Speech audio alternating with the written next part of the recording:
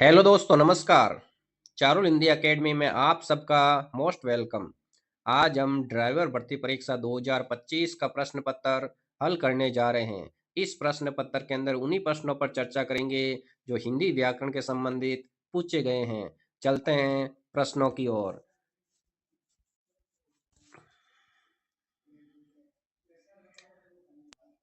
प्रश्न नंबर एक। निम्नलिखित शब्दों में से अ उपसर्ग का प्रयोग किन शब्दों में हुआ है? तो विकल्प ए अनुभूति, बी अधिकार, सी अलौकिक, डी अवनति और ई अनाथ। तो सी और ई के अंदर अ उपसर्ग का प्रयोग हुआ। बाकी अन्य तीन विकल्प के अंदर पहले के अंदर अनु प्लस भूति अनु उपसर्ग का प्रयोग हुआ। बी के अंदर अधि प्लस कार अधि उपसर्ग का प्रयोग हुआ और डी के अंदर अवनति अव उपसर्ग का प्रयोग हुआ। तो केवल अ उपसर्ग का प्रयोग विकल्प नंबर सी अ प्लस लौकिक और विकल्प नंबर ई अ प्लस नाथ। तो सही उत्तर हुआ सी और ई। सही उत्तर हुआ सी और ई। तो राइट उत्तर हुआ विकल्प नंबर बी सी और ई। केवल सी और ई बिल्कुल सही उत्तर है। चलते हैं अगले प्रश्न की ओर।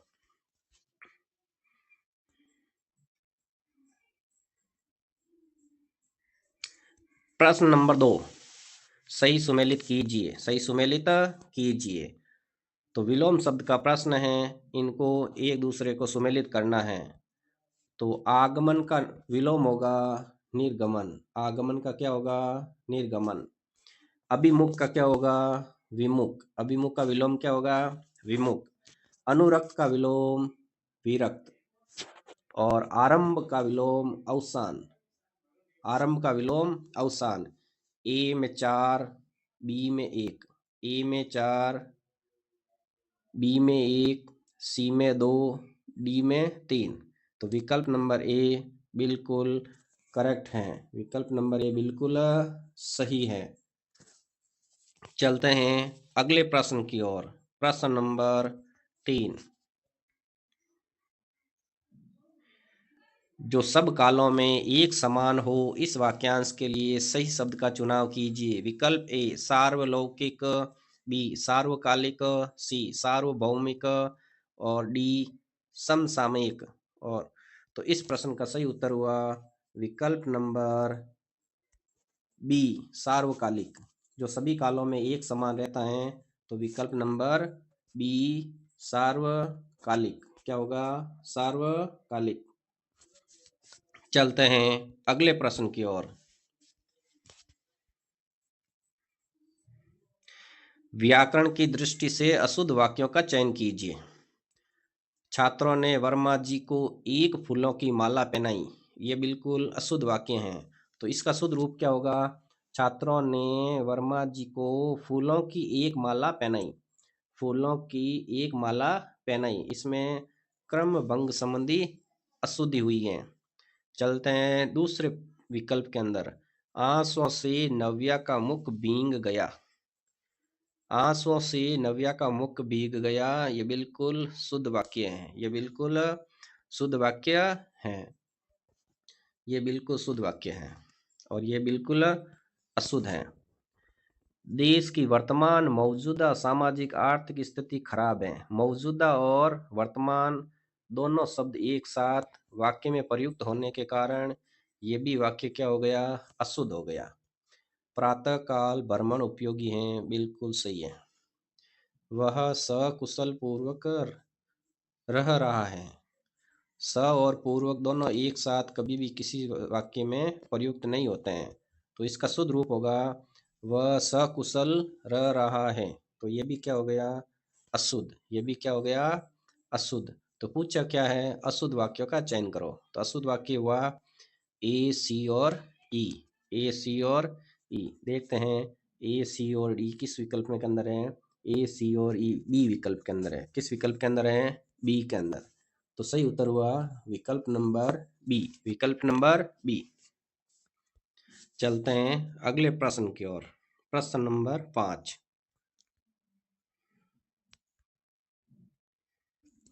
ज्ञापन लिखने के लिए निम्नलिखित में से कौन सा कथन सबसे उपयुक्त है? विकल्प ए, यह अन्य पुरुष शैली में लिखा जाता है। बी, अभिवादन होता है। सी, अंत में प्रशंसा वाक्य होता है। डी, प्रेषित का नाम व पता अंत में दाईं ओर लिखते हैं। तो इसमें क्या पूछा है, ज्ञापन लिखने के लिए निम्नलिखित में से कौन सा कथन सबसे उपयुक्त है, सही कथन पूछा है। तो इस प्रश्न का सटीक उत्तर होगा विकल्प नंबर ए, यह अन्य पुरुष शैली में लिखा जाता है। ज्ञापन अन्य पुरुष शैली में लिखा जाता है, बिल्कुल सही उत्तर। चलते हैं अगले प्रश्न की ओर।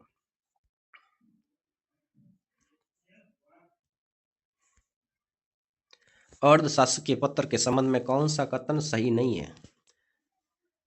सेमी गवर्नमेंट, अर्धशासकीय पत्र के संबंध में कौन सा कथन सही नहीं है। चलते हैं। ए, ये अनौपचारिक पत्र होते हैं जिसमें आत्मीयता का संस्पर्श होता है, बिल्कुल सही है। ये समकक्ष अधिकारियों को नहीं लिखे जाते हैं, यही गलत है। विकल्प सी, ये आपसी सलाह मशविरा करने के लिए लिखा जाता है, बिल्कुल सही है। इसमें वैचारिक आदान प्रदान भी हो सकता है और सहायता के लिए भी लिखे जा सकते हैं, बिल्कुल सही है। तो विकल्प नंबर बी, ये समकक्ष अधिकारियों को लिखे जाते हैं, समकक्ष अधिकारियों को लिखे जाते हैं। तो सही उत्तर हुआ विकल्प नंबर बी, विकल्प नंबर बी।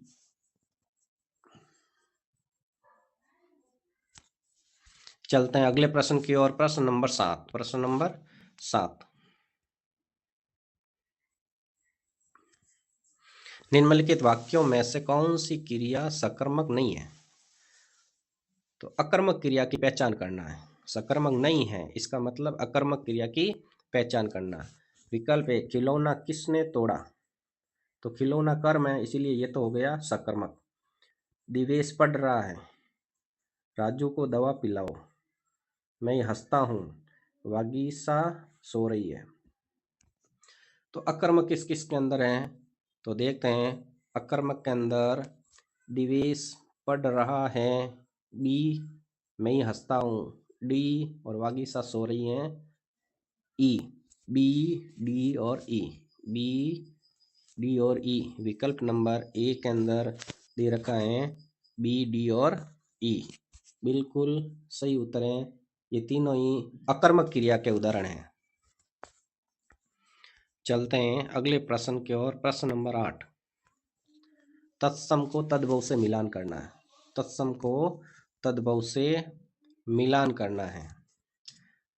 तो इक्सु को मिला देंगे ईक से, इक्सु को मिला देंगे ईक से। अष्ट मतलब 8, अष्ट का मतलब 8, दधि मतलब दही, और पृष्ठ मतलब पेट, पृष्ठ मतलब पेट। तो ए के अंदर 4, बी के अंदर 1, ए के अंदर 4 और बी के अंदर 1। देखते हैं, ए के अंदर 4, बी के अंदर 1। विकल्प नंबर सी के अंदर दे रखे हैं। किस में दे रखे हैं, विकल्प नंबर सी के अंदर दे रखे हैं। ए में 4, बी में 1 और सी में 3, डी में 2। ये बिल्कुल करेक्ट उत्तर है। चलते हैं अगले प्रश्न की ओर। प्रश्न नंबर 9, प्रश्न नंबर 9, असंभव बात होना, यह वाक्य किस मुहावरे को दर्शाता है। पत्थर का कलेजा, पत्थर पसीजना, पत्थर पर दूब जमना और पत्थर पड़ना। तो इस प्रश्न का सटीक उत्तर हुआ विकल्प नंबर सी, पत्थर पर दूब जमना, असंभव बात होना, असंभव बात होना। विकल्प नंबर सी बिल्कुल सही उत्तर है। प्रश्न नंबर 10, प्रश्न नंबर 10, निम्नलिखित में से शुद्ध शब्दों का चयन कीजिए। आशीर्वाद बिल्कुल सही है, प्रज्वलित गलत है, संन्यास ठीक है, अनुस्वार न लगा के डबल न लिखा जाता है, परंतु कई आरबीसी की किताबों के अंदर भी इस संन्यास को सही माना गया है। कौतूहल अशुद्ध है और उज्जवल सही है। तो सही उत्तर हुआ ए, सी और ई, ए, सी और ई। देखते हैं ए, सी और ई किस में है। ए, सी और ई विकल्प नंबर सी के अंदर दे रखा है जो बिल्कुल सही है, जो बिल्कुल सही है। ए, सी और ई, ए, सी और ई ये बिल्कुल सही है।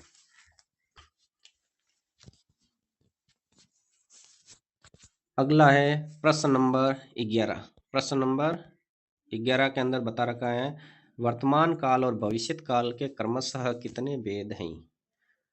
तो वर्तमान काल और भविष्य काल के क्रमशः चार चार भेद हैं। कितने भेद हैं? चार चार। विकल्प नंबर डी बिल्कुल सटीक उत्तर है।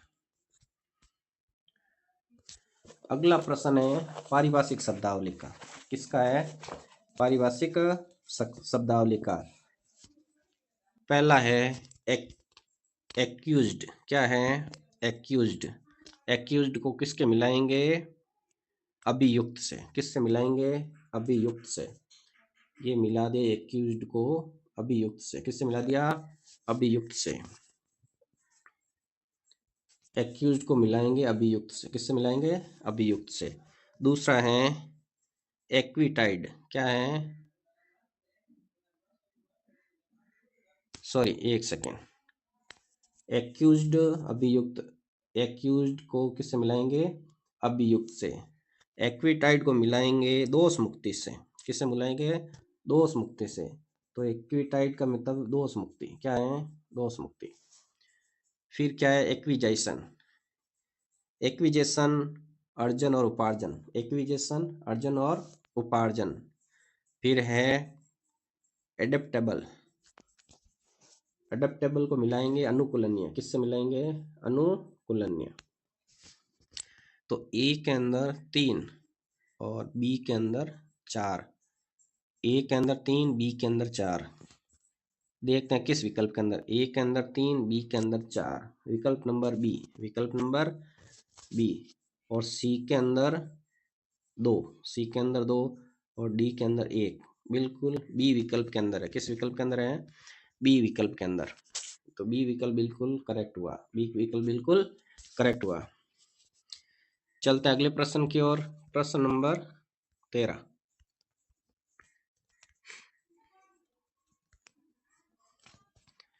तीसरा व्यक्ति ज्यादा समझदार है। इस वाक्य में तीसरा क्या है? संख्यावाची विशेषण। कौन सा है? संख्यावाची विशेषण। तीसरा संख्यावाची विशेषण है। क्या है? संख्यावाची विशेषण। बिल्कुल सरल प्रश्न। चलते हैं अगले प्रश्न की ओर। संधि का प्रश्न है भूत प्लस ईश्वर का संधि विच्छेद होगा भूतेश्वर। क्या होगा? भूतेश्वर। विकल्प नंबर सी। विकल्प नंबर सी। भूत प्लस ईश्वर भूतेश्वर। क्या होगा? भूतेश्वर। गुण संधि। कौन सी संधि? गुण संधि। संधि हुई गुण। गुण संधि।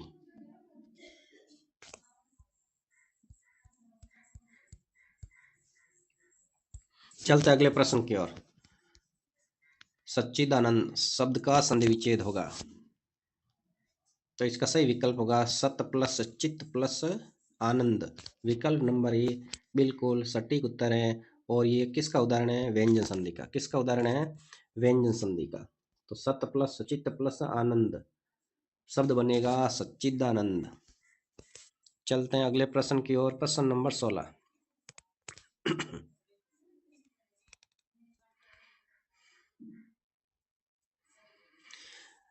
सर्वनाम के भेद और उदाहरण दिए गए हैं। इनको क्या करना है? मिलान करना है। तो सबसे पहला है निजवाचक सर्वनाम। तो निजवाचक सर्वनाम का उदाहरण कौन सा हुआ? वह आप खा लेता है। वह आप खा लेता है। वह अपने आप खा लेता है।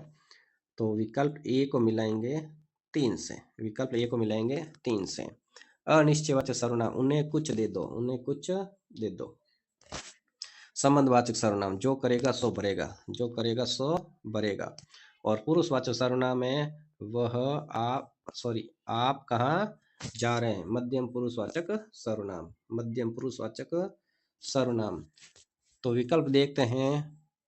ए के अंदर 3 और बी के अंदर 1। 3 और 1। 3 और 1। तो 3 और 1 का कौन से विकल्प के अंदर है? बी में। कौन से विकल्प के अंदर है? बी विकल्प के अंदर। तो सही क्या हुआ? विकल्प नंबर बी। चलते अगले प्रश्न की ओर। प्रश्न नंबर 17, साहित्यिक शब्द में प्रयुक्त सही प्रत्यय का चयन कीजिए।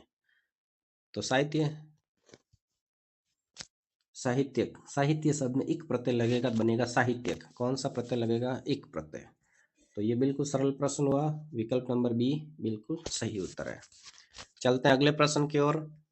प्रश्न नंबर 18, निम्नलिखित शब्दों में से कौन सा शब्द भाववाचक संज्ञा नहीं है? तो गर्मी, गर्म विशेषण से बना गर्मी, गर्म विशेषण से बना गर्मी। बूढ़ा संज्ञा से बना बूढ़ापा। और घबराहट, घबराना क्रिया से बना घबराहट। ये तीनों ही क्या है? भाववाचक संज्ञा। दुबला क्या है? विशेषण। दुबला व्यक्ति, दुबला व्यक्ति, तो दुबला क्या हुआ? विशेषण। तो सही उत्तर क्या हुआ? विकल्प नंबर डी। चलते हैं अगले प्रश्न की ओर। निम्नलिखित में से कौन कौन से शब्द कमल के पर्यायवाची हैं? ए सरोज, कालिंदी, जल्दी और राजीव। देखो सरोज कमल का है, राजीव कमल का है, कालिंदी यमुना का है, जल्दी समुद्र का है। किसका है? समुद्र का। तो कमल के किस किस के हुए? विकल्प ए सरोज और डी राजीव। ए और डी, ए और डी। विकल्प नंबर ए बिल्कुल सही उत्तर हुआ, विकल्प नंबर ए बिल्कुल सही उत्तर हुआ। अंतिम प्रश्न इस प्रश्न पत्र का, प्रश्न नंबर 20। प्रश्न नंबर 20, निम्नलिखित लोकोक्ति को सही क्रम में लगाए। तो ये लोकोक्ति है, धोबी का कुत्ता न घर का न घाट का। धोबी का, तो सबसे पहले आएगा सी, सबसे पहला आएगा सी, धोबी का कुत्ता। उसके बाद ए, धोबी का कुत्ता न घर का घाट का। सी ए बी, विकल्प नंबर बी, विकल्प नंबर बी। ये रहा विकल्प नंबर बी, धोबी का कुत्ता न घर का न घाट का। धोबी का कुत्ता न घर का न घाट का।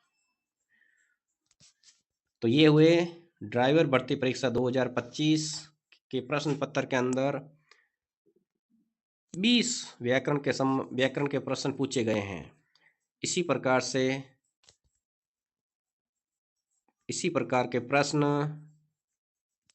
अन्य भर्ती परीक्षाओं के हुए प्रश्न पत्र के अंदर जो भी पूछे जाएंगे, उसको इसी चैनल के माध्यम से एक एक करके समझने का प्रयास करेंगे। Thank you so much.